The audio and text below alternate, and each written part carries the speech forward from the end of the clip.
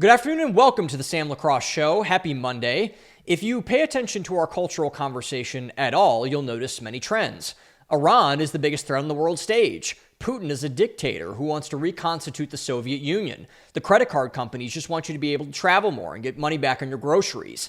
Palantir putting together a centralized database of everything about you is for your safety. Marijuana is far less addictive than nicotine. The thing that all of them have in common, they're not true. They're lies, because China is the biggest threat our country faces in the world stage. Israel is the nation that is currently in the process of massive cultural expansion and intrusion on foreign soil via ethnic cleansing. The credit card companies want to enslave you in debt by making you a permanent consumer and renter. Palantir and big tech generally seeks to control you via your own information. Nicotine makes you alert. Marijuana makes you stupid. These are all easy enough narratives to dispense with if given enough thought and careful consideration. You can mostly look them all up on the internet and either affirm or debunk them at will. There is really not much effort at all from anyone that's involved in this. You just have to be a little bit curious and the story will most likely give way on its own. So why is that? Why is it that, even though all of these stories we're constantly told are foolhardy and stupid, that they're still widely believed and accepted as fact? And perhaps more importantly, why is it that when they're pointed out as not being fact, the people who expose them as such are repeatedly slandered, told to shut up, and to do as they're told by a higher, more established authority and order? The reason is the second thing that all of these narratives have in common. These narratives, to a T, are directed from older people to younger people. This is not an ageist statement to make at all. In fact, it's the inverse. A dire indictment on our older generations, the ones who have been steering this country and its culture off of a cliff for the longest time. It's time we examine this specific generational difference and why it matters. And I'll start by saying the obvious. Respect your elders. Do not demean them for the sake of demeaning them. Do not say that they do not know anything, that their wisdom is insufficient for the time. More than likely, it is not, particularly if they are people that have your best interest at heart, like your parents, for example, or other mentors that you have in your life. Treat them with respect because you know that's how you want them to treat you. However, given this posture, we've allowed another troublesome narrative to persist, one that is doing far more harm than it is good. And that narrative is the following. Gen Z is a quote-unquote lost generation. That, due to body blow after body blow of a series of most unfortunate events, we need to throw the Gen Z baby out with the bathwater, salt the earth behind us, and move towards the next generation. They're too far gone, we've heard over and over again. Best just to leave them to self-immolate in the background. They're beyond help, beyond saving. Don't look back. Nothing to see here. And the narrative around Gen Z is not without reason, however. There are many incompetent and stupid people in my generation, ones that have made very public asshats of themselves over and over again for seemingly more and more foolish reasons. And this gives me no joy in reporting this, by the way, but the facts remain the same. Yet the facts also remain the same, that this is the same in every generation. Yes, we're more public now due to the advancement of technology and the changing of parenting styles and structures, sure. Those things certainly have made an impact. But to say that we're too far gone, that we have nothing to contribute, that's not something a healthy society does at all. A healthy society helps its young people, particularly in times of difficulty. To not do so is, by definition, to commit cultural suicide. Unfortunately, this was a lie that I bought into for a very long time, up until very recently. And the reasoning behind this was that I was brainwashed by the same group of people, older generations who didn't want to get off their high horse and do something to help people like my friends, who I saw descend into things like addiction, apathy, failure to launch syndrome, and suicide. This is not to outsource any of the blame. We are all sovereign people, after all. But even so, I found the lack of support and even condescension and condemnation at its worst points to be incredibly disturbing. The amount of devastation and pain that could have been avoided was nothing short of massive. Could additional help have prevented the troubles of Gen Z totally? Of course not. But is something almost always better than nothing? Of course it is. And it wasn't just me that bought this lie, unfortunately. Our entire culture seemingly did, tossing Gen Z aside to suffer in their squalor while they did nothing to stop it. The consequences will be with us forever. We know the statistics. We've seen the data. Things like our mental health, financial state, debt levels, and overall optimism towards life itself are in the toilet, or so it may seem. The picture, one would think, would be bleak.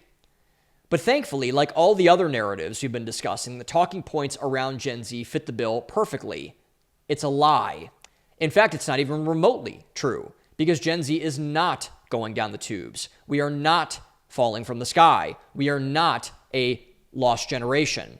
All of these trends, particularly of recent, show the exact opposite, actually, a remarkable upswing in almost every key area that matters. Particularly if you've been exposed to this commonly touted Gen Z narrative, you may doubt this, and you should. But if you look closely enough, you will see exactly what I see. A generation on fire to do the right things and to do them often. This is a generation chomping at the bit to right the ship, to do things differently than before, to chart a new course for our culture. But yet the narrative around Gen Z's complete and total collapse still exists. And to give the devil his due once again, there is a reason for it. Dave Ramsey, one of my favorite people in the world, has a great perspective to share on this. Ramsey has been very vocal on Gen Z, both within his massive company and to whom he provides financial advice for. He has gotten to know them very well and has come up with the following conclusion. Gen Z is a generation of extremes. They are either awful or the best people that he has ever seen and worked for. Gen Z, like myself, is filled, like I said, with extremists. We swing hard for the things that we want, whether it's starting an AI company or binging porn in our mom's basement. We don't take half measures. We go all the way in whatever that thing is. I know just as many abject winners as I do abject failures in this regard, and it's a remarkable thing to watch, to be honest. The polarity inside my compatriots is something to behold, truly. But the important thing, the thing we're going to be devoting this entire episode to diving deeper into, is that the best of Gen Z is winning. And to prove this point out even further, there is even an increasingly larger and larger pile of specific cultural evidence that this is happening. It may be a fringe theory now, and perhaps it should be, but in the long run, it won't, because there's simply too much to avoid seeing. I have dubbed this phenomenon the Gen Z comeback. The reason is that with every cultural headwind in our face, we have persisted and come out on the other side stronger. We've been written off essentially since we were born. The dot-com bubble, the terror wars, the '08 financial crisis, Trump, COVID, AI, you name it. That's a remarkable amount of change for one generation to sustain going into their formative years. But yet we have sustained it. And in the face of all of that, as does any woman that go through adversity, we have come out stronger. No one said it was possible, and yet here we are. This is an absolutely wild thing to witness, and an absolutely wonderful thing to witness. But for now, we must discuss what's going on underneath the surface. Why is this happening at all? What exactly is causing this? In my view, there are three reasons as to why the Gen Z comeback has happened, and happened as aggressively as it has happened. There are many things downstream that are both causing and being affected by this, things that we will touch on more and more as we venture further down this rabbit hole.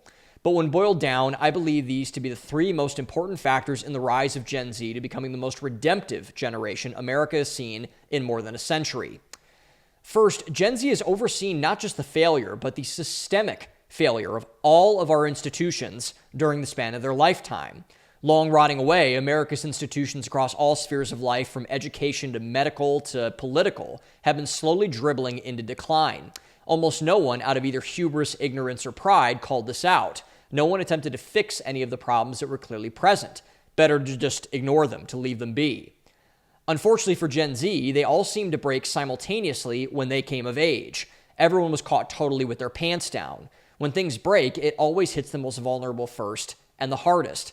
That's why poor people die when the economy tanks, for example. They're already stuck in a bad spot. They can't protect themselves any longer from getting hit where it hurts, when it hurts the most. Two examples stick out when it comes to Gen Z specifically. The first is social media. Social media, once a basic tool for catching up with old friends, became an addictive and algorithmic disaster by the time it was distributed to Gen Z. We took it in hook, line, and sinker, and became the first addicts in the social media age. It rotted our brains, destroyed our social capabilities, and isolated us from both our feelings and each other.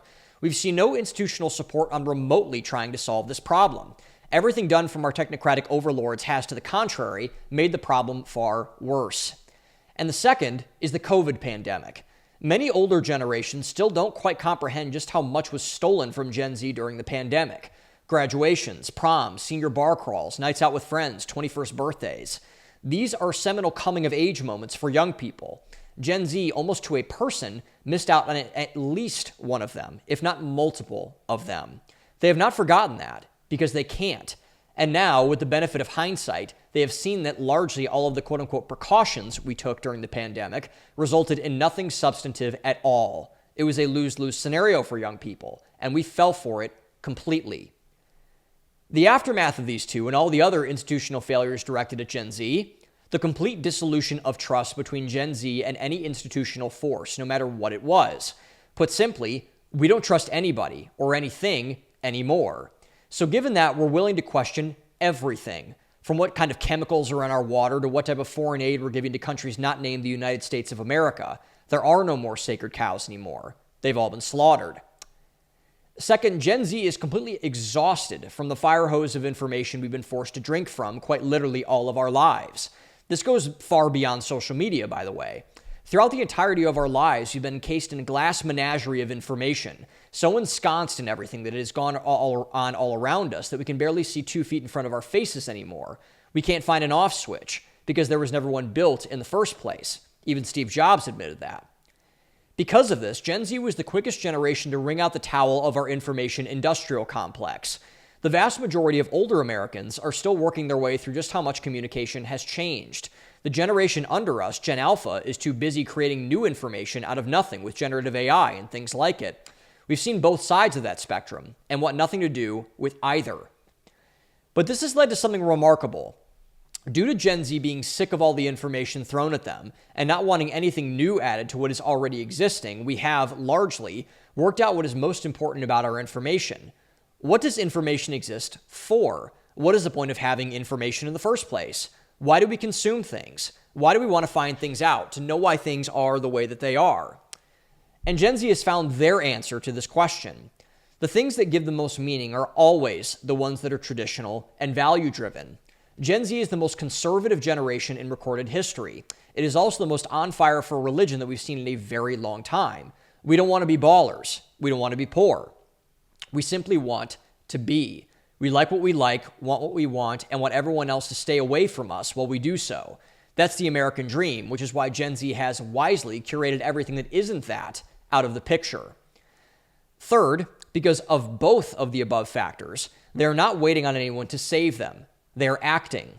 They have all the information that they need to create a meaningful life for themselves. They know that the institutions of old will not get them close to that vision. They know that if they want a good life, they will have to make it happen for themselves, by themselves. And to their credit once more, they're acting on it. And this is, in my view, the core difference between millennials and Gen Z. The core mistake of Gen Y was that they did not act. They still thought that the institutions that cared for the prior generations, the economy, the universities, etc., would take care of them. They were wrong and got clapped for it. They got frustrated and upset, reasonably so, which led to the birth of the woke movement and all the evil that seeped from it. But no one could survive this way for long, which is why Gen Z is winning and why millennials are losing.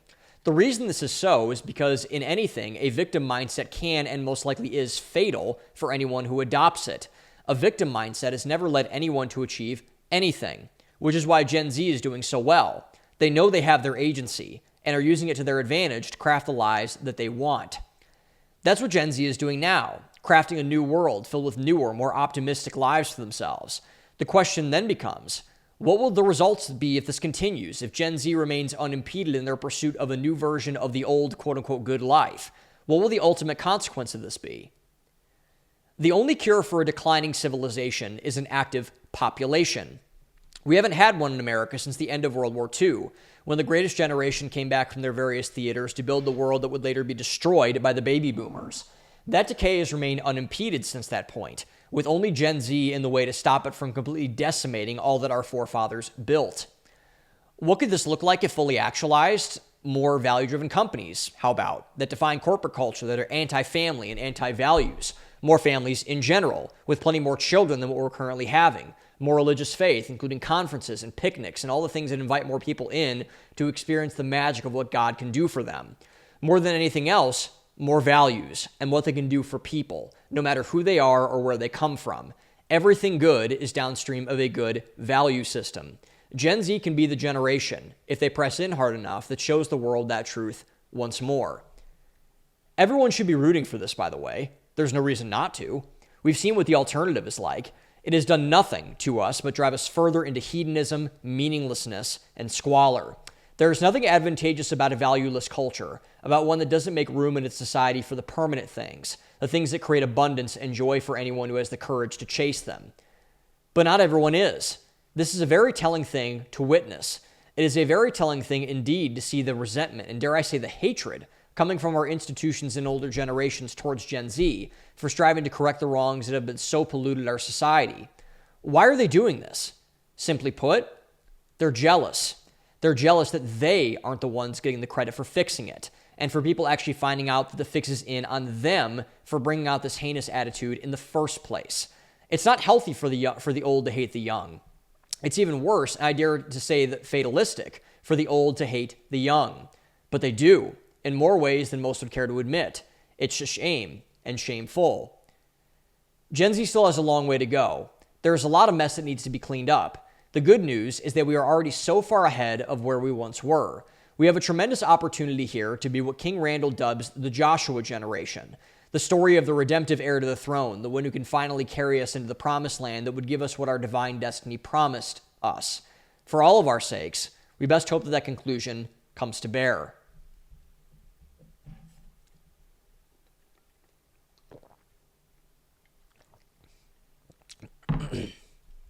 Okay. So the main lever for Gen Z's comeback is the failure of our institutions from one reason or another. They failed and Gen Z has stepped up, or they failed and they've crushed all the people who were depending on those institutions for life, for meaning, purpose, etc. And so this is the driving force. This is the thing that has really propelled Gen Z into action, and what is leading to the positive side of Gen Z doing really well, and also what is leading to the negative side of Gen Z doing really poorly. And so the big realization of this, the red pill moment, if you will, for Gen Z, and for a lot of my friends, the people that I know, thankfully, because they're all seeing this, is that they're figuring out that all of our institutions, again, the economy, the university system, the credit lenders, the student loan companies, the universities, the banks, like all the corporations, etc., they're all made of sand. They're all impermanent and they're all insufficient to living a good life. And they can't get out of their own way. They're kind of in this bulwark. They're going to keep going. They're going to drive forward. They're going to do what they do. A system, one of my favorite quotes is that a system always exists to protect itself. That is no different than any institutions that comprise our country, whether it's our government or whatever people want to blame for it. And I know I kind of sound like a leftist throughout all this. I promise you I'm not. Again, I'm Gen Z, and Gen Z is the most conservative generation on record. And I think that is a reason for this, is that they have seen that the institutions that have existed, they have caused more harm to them than good to them. This is the first generation. I was listening to a podcast this morning. This is the first generation since George Washington that is going to be worse off than their parents in America. Financially, spiritually, lots of other domains. We are worse off than our parents were. And that has never happened before because, again, it's cultural suicide to do that, because if you push the punishment of your sins down to your children, to your children's children's, younger generations, whatever you want to call it, like that's about as sinful of a thing as you can do. And that's a really ugly truth about the way that our, society is working currently right now. And so what does this look like? So Gen Z has experienced this in terms of the systemic failure of COVID. I think COVID is the really big one. I remember Charlie Kirk was talking about this once, and I thought this was a really smart analysis, because COVID for Gen Z was harmless, essentially. And, I would argue, and I'm not an anti-vaxxer, but I would argue that there's more harm from the vaccines that have been done to Gen Z than from the actual disease. And so they had no reason to mask, to stay away, to shelter in place, to do whatever. Like Gen Z has the best, just by nature of biology and genetics, they have the best immune systems, they have the best access to physical fitness, and their health is still relatively in shape. And so but they were still shunted into the same spaces that our older generations were. And we should have done this in some cases for sure, because older people, their immune systems are more compromised. Their bodies can't catch up and require quicker. We should protect our old people. And we did protect our old people, I believe, throughout the pandemic. But just because you treat everybody equally, you don't treat everybody the same. And the sin of the COVID era for Gen Z was we treated a 21-year-old like an 81-year-old in terms of the policies of COVID. And that touched every part of their formative years. And they're really resentful of that, as they should be. And they really resent the people that did that to them, that said, you can't graduate, you can't go to your senior prom, you have to do like a remote thing where you're like dancing inside of the Zoom or whatever. And like, you can't go out for your 21st birthday and have a drink for the first time with your buddies. You can't, go out and, just hang out with people at a football game. We're going to shut down those events. We're going to, push you into these local areas. Everything you learn is going to be on a box, DoorDash everything, put it on Klarna, whatever you're going to do. And it robbed people of that. And there's a lot, I think I'm going to do a whole episode on this in terms of the economy, that what happened from COVID, about how the wealth transfer that happened from the young to the old. We took a lot of, basically their earning years and shifted it onto the boomers and people that are older in our society, and they got richer and the young got poorer, which is a catastrophe from all metrics, but I digress. And that touched every part of their formative years, And so it ruined a lot of the attitudes, and a lot of the rites of passage for young people were taken away, and they were taken away from me. I never got to graduate college. I did graduate college, quote unquote, but I never got to say goodbye to my friends. I never got to graduate. I never got to do that. And that really hurt. And I knew a lot of people that really hurt. I have friends younger than me, older than me, etc., that never got to do anything in that regard. And it was really harmful to a lot of people. And they're pissed off. Like, Gen Z is pissed. And they're really resentful of all the people who said, hey, this thing is just a cold, but you can't go, again, you can't go out and do anything. You can't meet people. You can't go on dates. You can't do whatever. So shut up, wear a mask, and get the Fauci ouchie, essentially. That's kind of what we were told. And contrary to popular belief, it's not just the pandemic that I think is there. People are shifting out of, etc. It is everything that Gen Z is questioning, as mentioned. Everything is up on the slaughtering table. I don't know what they call that. And I think the Bible, they had the altar for slaughter, the calf for slaughter, whatever. It is Congress, it's the government, it's corporations, it's the medical establishment. And so what this is really built up into, and it's bubbling into now, and we're seeing it from whether it's the election of Zoran Mamdani, whether it's the Trump thing and young men getting behind Trump, whatever. Gen Z is slowly becoming the first generation that is the most anti-authoritarian and anti-authority we have ever seen. And this is going to maybe fly in the face of the baby boomer narrative, because the boomers are like, oh my gosh, like we were at Woodstock, and we were the civil rights generation, and we were the hippies and everything like that. It's like, okay, look at the results of black people over the last 50 years. What did you do about that? Look at what you've done for poor people. And so the boomers, and the sin of the boomers throughout this whole thing was that they have kind of LARPed live action role play, for those who aren't familiar, and they've cosplayed as this kind of like, Tim Dillon has this great quote where he's like, the boomers were like they say that they're the most progressive generation ever, but they were really just selfish drug addicts. And that's true. They were just kind of, people, mostly white, by the way, who just kind of, smoked weed and said, I hate the Vietnam War, whatever. And sure, I agree with Martin Luther King or Malcolm X or John Lewis or whoever on this thing or whatever. But after that happened, they just kind of took all the credit that was done largely by non-white people in that way. This is a white boomer issue primarily. And they just kind of appropriated that onto themselves and said, you know what? I earned this. I helped elevate black people. I helped poor people, whatever. So therefore, I'm going to just coast on all the things that the greatest generation did, and I'm going to ride my way into the sunset. I'm going to take 2 vacations a year. I'm going to have 3 houses, whatever all this is. And so we've just seen so many lies about the boomers. And when you see Gen Z really starting to push back on all of the institutions that elevated the boomers, again, the embedded growth obligation economy, the financialization of the economy, the rise of corporate culture, the rise of everything really at the end of the day.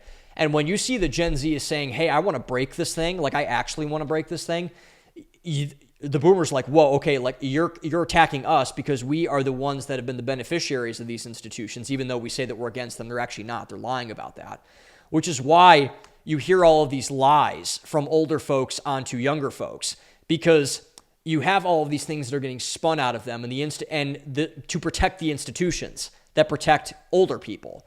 And so you are not allowed to question the credit card companies. You're not allowed to question the universities. You're not allowed to question the government. You're not allowed to do X, Y, and Z. All of them, by the way, that are run mostly by boomers, just because their age. All the banks are run by boomers. All of our politicians are boomers for the most part. Everything. And I don't want to make this an anti-boomer thing. Like, I'm not an ageist, I swear. But it's like, this is the reason behind all of this stuff. And so what this leads to, in my estimation, is a really interesting question, especially because whether we like it or not, this is just the way that our culture and our society works. Like, Gen Z is going to inherit the earth, essentially, from all this. So can our institutions recover? Can they ever recover from just the shellacking they've taken in recent years? And I think COVID was the one that broke the camel's back. Like I said, I mentioned a couple of these. We've had like these, I call them gin breaks. So Eric Weinstein has this thing called the gated institutional narrative that basically says like, hey, don't see what you see here, all that kind of stuff. Like the 2008 financial crisis was a big one. The Iraq war was a big one. The Trump election was a big one. AI is a big one. But I really think that COVID broke it open for everybody because people were like, this is so insane. This is so authoritarian. This is so X, Y, and Z here. And I've really struggled a lot with this because I don't know if we can recover from this, if our mainstream institutions can ever recover from this. And there are positives and negatives to that, obviously. My default answer to that question has been yes. I do think our institutions can recover.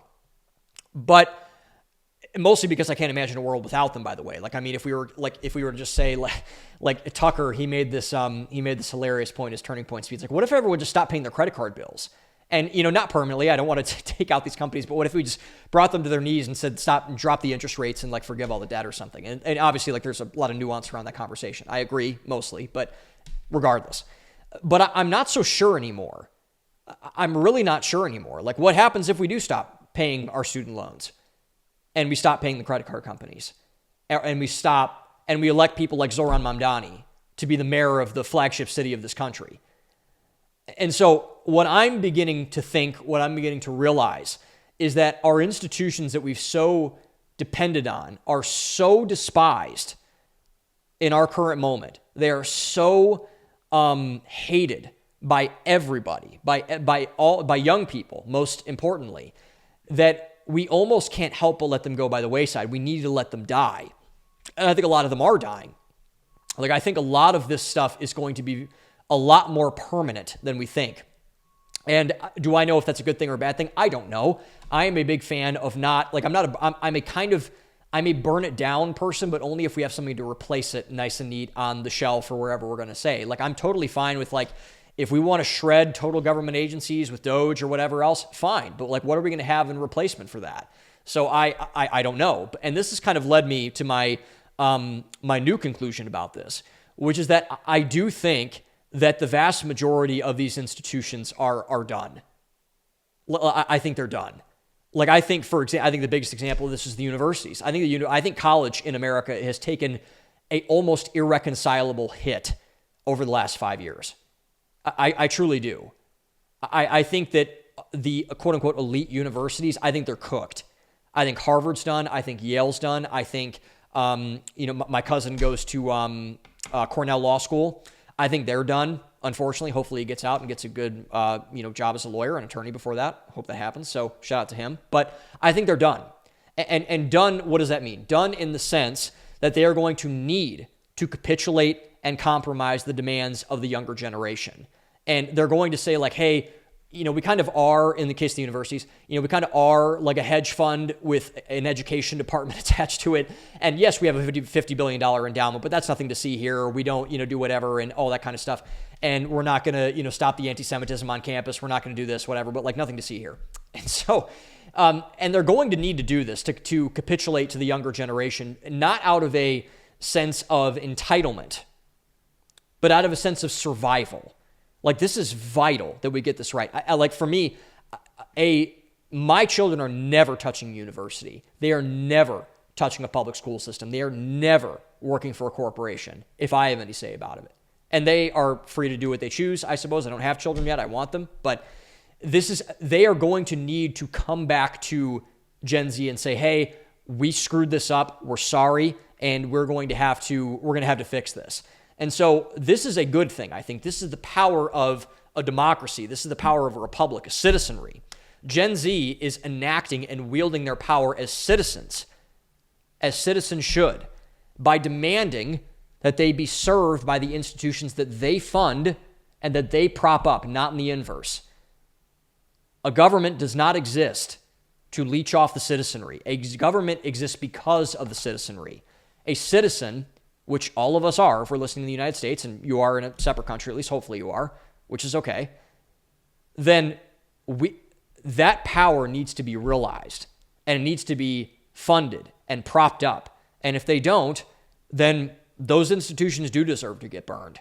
I'm not afraid to say this at all. I mean, those institutions deserve to die if they don't do what they should be doing, which is empowering the people who depend on those institutions to get what they want out of the institutions. It's the Chesterton's fence argument. If it doesn't have a place, probably we should tear it down.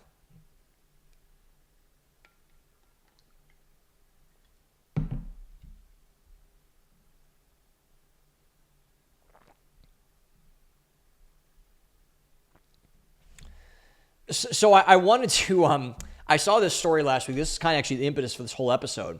And just to see a more cultural example of an institution that is dying. I saw a statistic the other day on Vegas that I thought was really interesting. So this is blowing up on X, and it was a lot of other places. I saw it on X first, like I do most of my news. And I saw that revenues for Las Vegas are down more than 11% year over year, which is astonishing.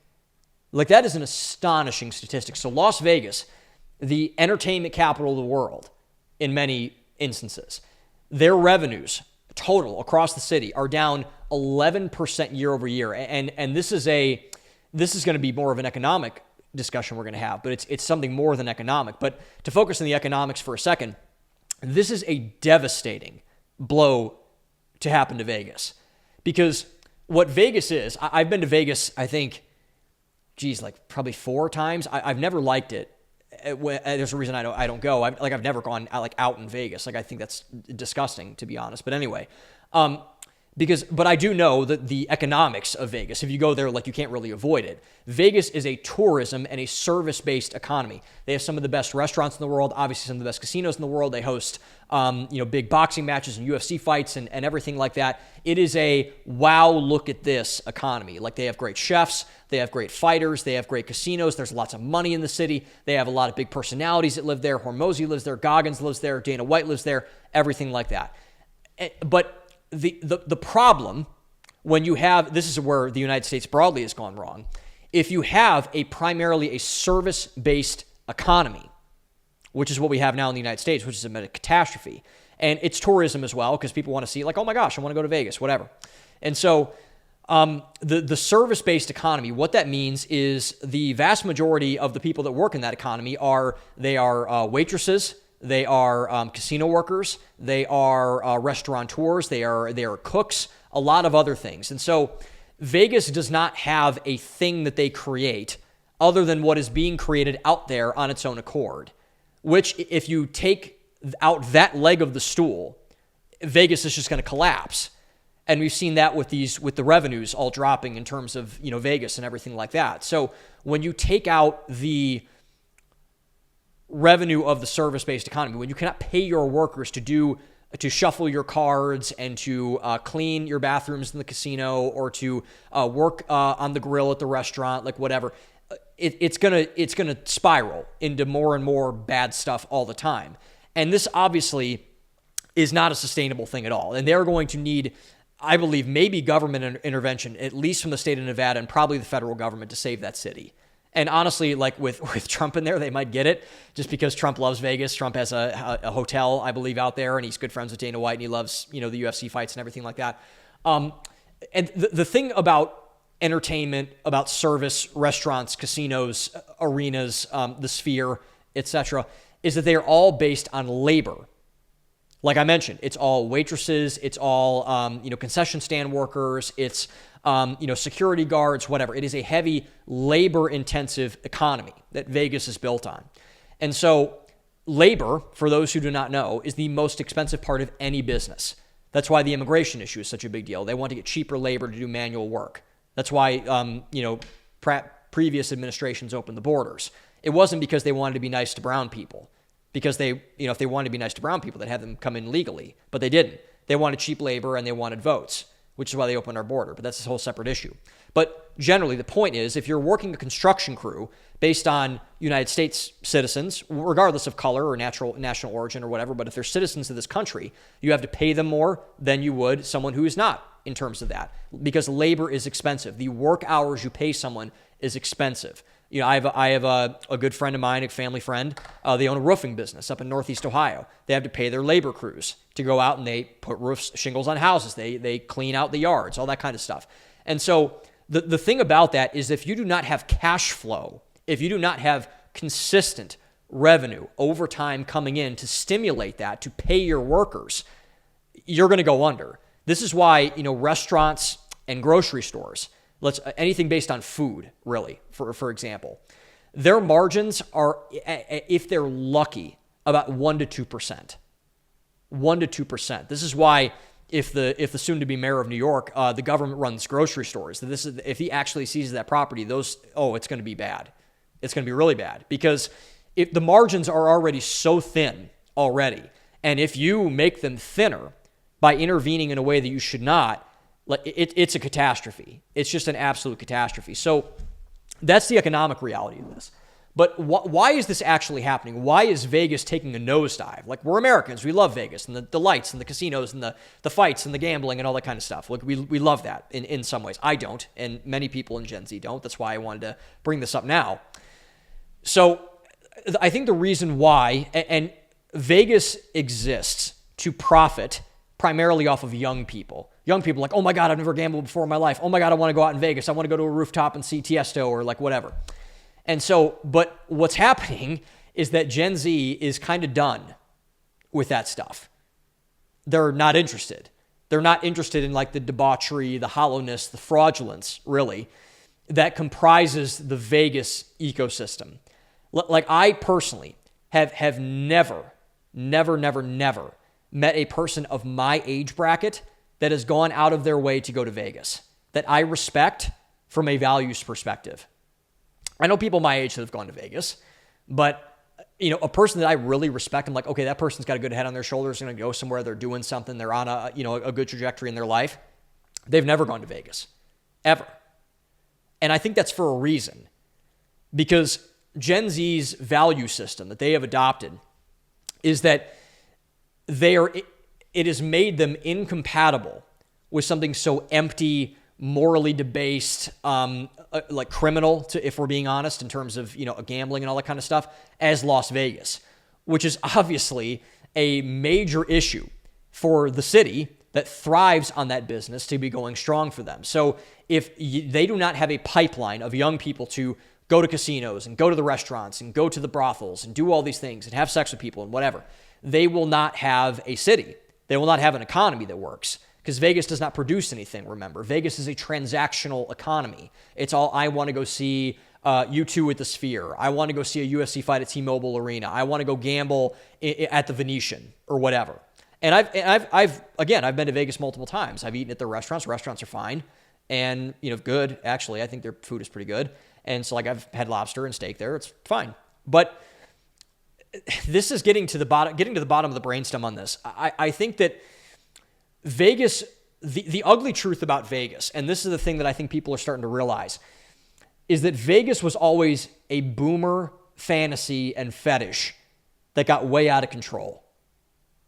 Vegas is a boomer thing. Boomers oh my God, I want to go to Vegas. I want to gamble. I want to throw away my child's college fund at, this and hookers and slot machines and whatever.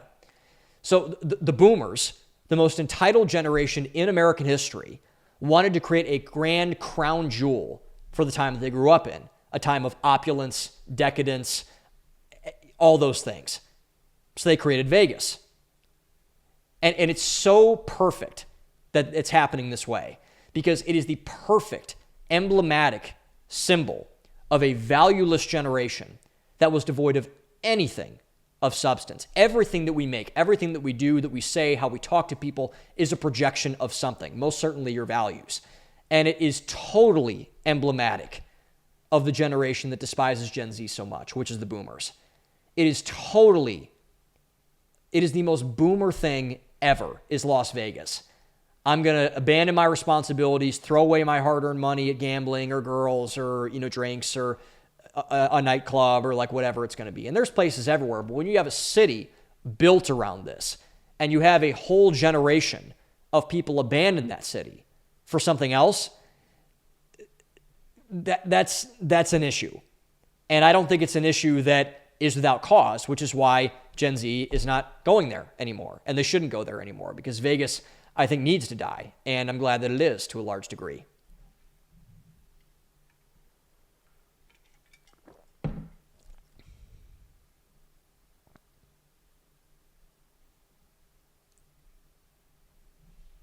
So, and as for a broader trend, Vegas was more of a specific one, but as for a broader trend, we've heard this multiple times, but Gen Z is also not drinking anymore.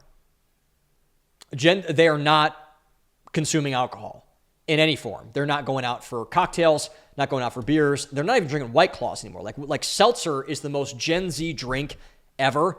Like sparkling water that's spiked with, I don't even know what's in it, like vodka or whatever. I think it's vodka. I don't really drink seltzer all that much, but they're just not drinking. And so like a personal example of this. So I have thrown a couple of parties at my house. I'm not a rager or anything, but like a housewarming party. And I threw one for my book release and whatever. It was wonderful. It was fine. And I've been gifted bottles of wine. I've gone out and gotten White Claws and seltzers and margarita mix, etc. And I've gotten like a big thing of vodka for like, this or whatever.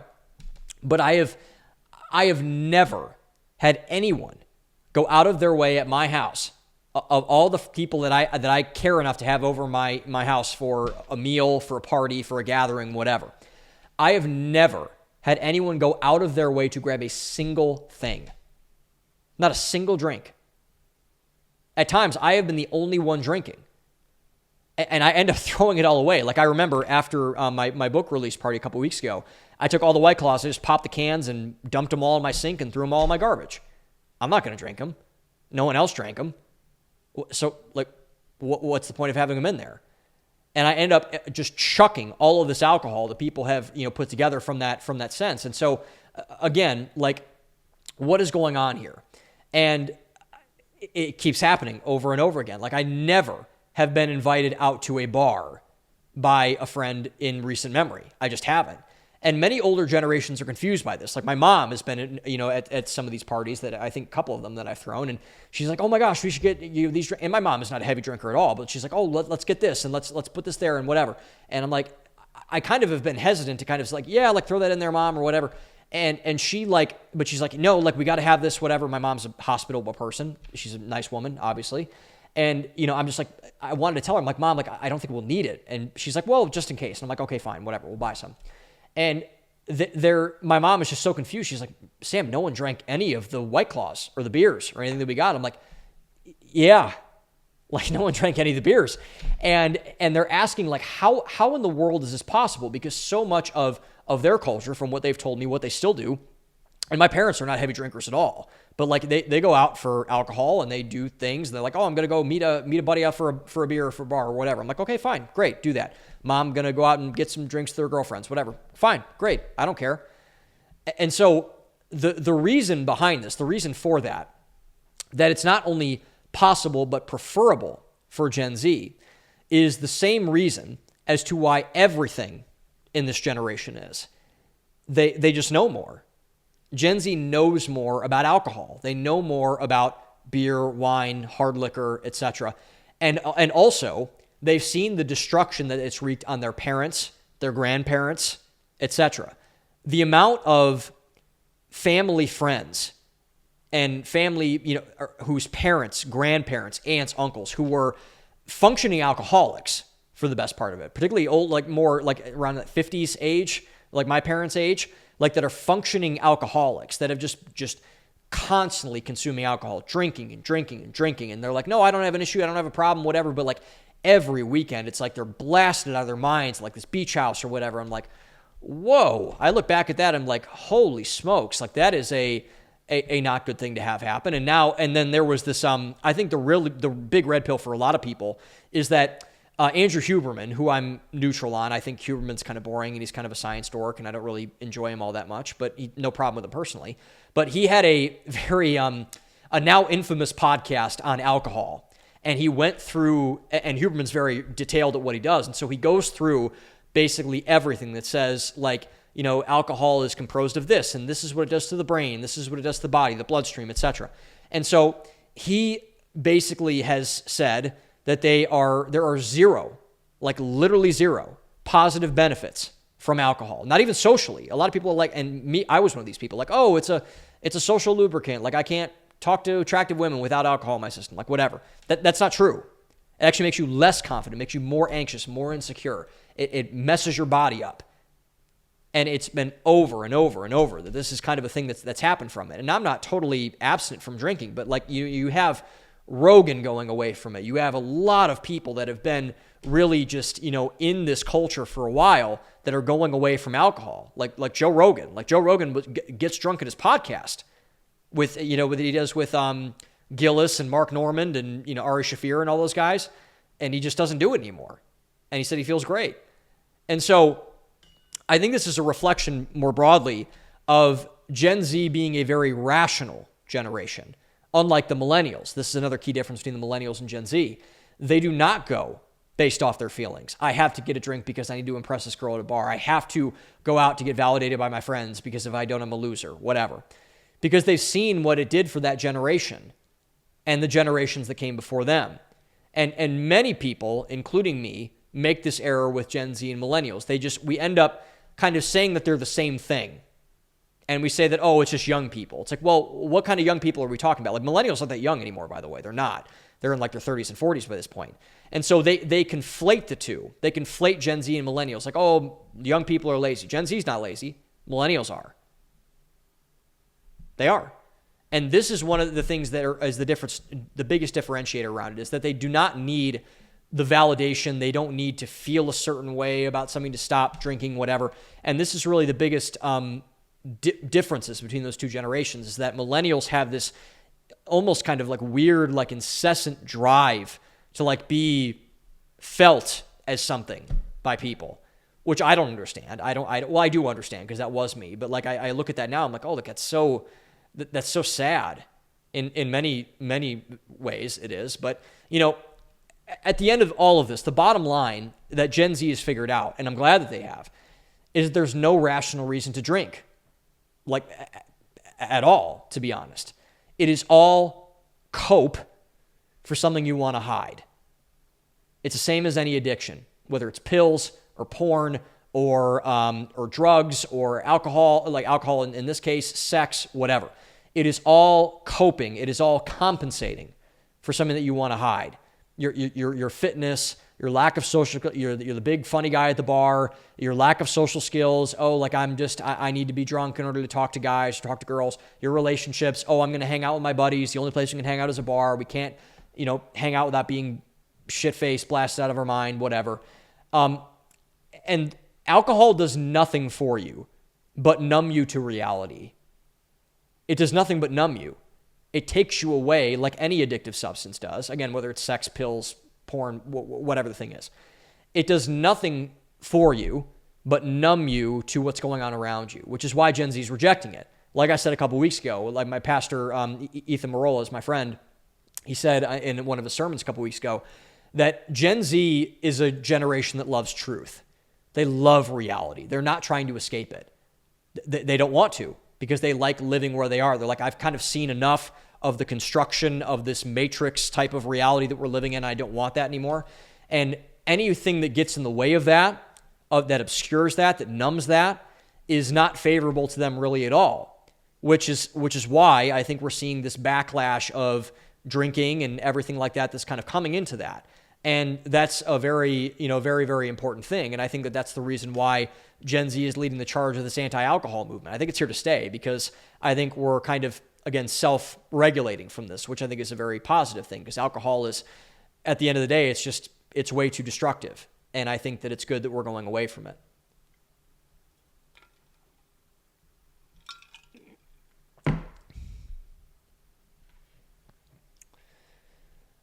So Gen Z is coming back to reality. as mentioned. They love reality. They love the real world. And the conclusion they're coming to more than ever, I think that this is where I want to end, is that there is nothing that is more real, because they like the real stuff. They like to, like they like the stuff that you can see, smell, taste, feel, actually feel, etc.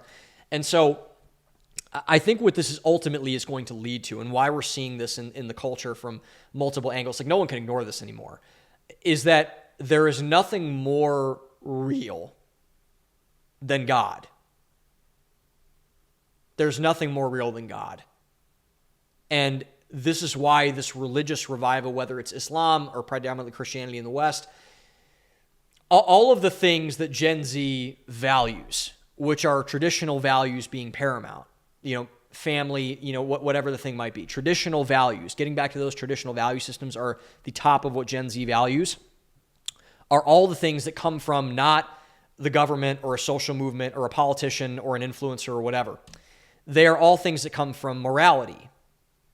They are moral judgments. It is not okay, for example, to get drunk on every single weekend. It is not okay to abandon my family and spend my child's college fund on a roulette table in Vegas. It's not okay to have institutions talk to me in a way that demeans my humanity and debases me from my nature. And so when you adopt that posture, that, again, anti-authoritarian posture, it always pushes people back to faith. It always pushes people back to God, to Christianity most specifically, which is why you're seeing so many young people going back to church and being involved and converting to Christianity. I always say the example of, I went to Ohio State, for example. You had football players, Ohio State football players, some of the biggest big shots in the entire world, baptizing people outside of Curl Market, where I went for sandwiches about twice a week. It's right by my dorms. So the reason why religion has been such a stabilizing force in every culture that has gotten it right, by the way, that aren't radical, Christian theocrats that are enslaving people and using that as justification, or, Sharia law or Islamicism or whatever. The reason why it's been such a stabilizing force in every culture that's gotten it right, again, that hasn't gone off way right, way left, way whatever, is because it provides everything that people are looking for out of life, that people are actually looking for out of life. Family, ambition, community, love, acceptance, duty, responsibility. Religion provides all of those things. Christianity provides all of those things. And the interesting thing, and why I think Gen Z is specifically drawn to this, Gen Z has been robbed of all of those things. Family, ambition, community, love, acceptance, all those things. They have been robbed of all of them. All of them. Via our institutional failure, COVID pandemic, whatever. And they are using religion smartly to fill that gap. They are using religion to fill the gap. And that's the way it should be, because that God-sized hole that people talk about, that cliche that, kind of just pops up once in a while, that's what that is for. And that's why Gen Z is filling it with Christianity, with religion. And they are also seeing the flaws of atheism from prior generations and are rejecting that as well. From the boomers, from Gen X to all these passive, lukewarm Christians, that don't really, take the faith seriously, that go to church but aren't they're in church but they're not in Christ, as Mark Driscoll says. And they're rejecting that as well, which is a great thing. They're seeing kind of not only just this atheism, but this kind of bland, non-fiery Christianity, non-valuable Christianity. They're rejecting all of that. All of that. And because everything, again, needs to be proven. They're zealots in Gen Z. They're either zealots in a bad way, zealots in a good way. If they're zealots in a good way, they're wanting everything to be proven. They are not okay with people just being bland, meh, whatever. They're on fire or they're cold, one of the two, which is actually what Jesus says in Revelation 3 when he quotes that lukewarm verse, or when he says that lukewarm verse. So the truth is something that they all needed to sort through the madness of how they grew up, which is why religion, Christianity, is the biggest player in this equation. And this is just an incredibly positive development in so many ways. Not only because I want young people to come to Jesus and go to heaven and all that kind of stuff. Of course I want that. But America is a Christian nation. No matter how many people want to dispute that it isn't. Oh, it's Judeo-Christian. No, it's Christian. Oh, it's a post-Christian. No, it's Christian. It was founded by Protestant Christianity. It wasn't founded by Catholicism, wasn't founded by Orthodox. It was founded by Protestant Christians. It wasn't founded by Islamists, or Muslims. It wasn't founded by Hindus, it wasn't founded by Buddhists. It was founded by the Christians. When you look at the founding documents, when you look at the people that were on the Mayflower, everybody fleeing religious persecution. It was descendants of Martin Luther, Protestant Christianity, Calvinist Christianity. America is a Christian nation, no matter how many people want to dispute that it isn't.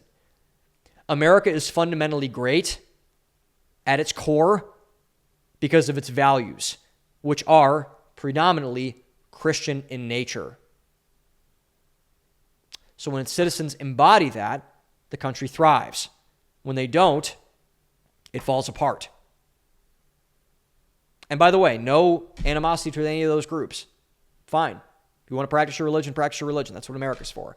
But you cannot say that America is not a Protestant Christian nation at its core. It is. And what Gen Z, I think the biggest reason I have hope for Gen Z is that they are realizing this. And they're saying that, hey, this thing doesn't work, this thing doesn't work without the other thing. And that other thing is Christianity. It's God. And I think that's why the better part of Gen Z is doing really well, is because they realize that without God, this whole thing doesn't work. Life doesn't work. Country doesn't work. Family doesn't work.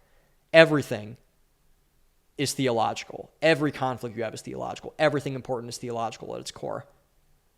And if you don't have that, then you're just spinning your wheels at that point. And it's just not a good thing. I'll put it mildly. Thank you all for watching.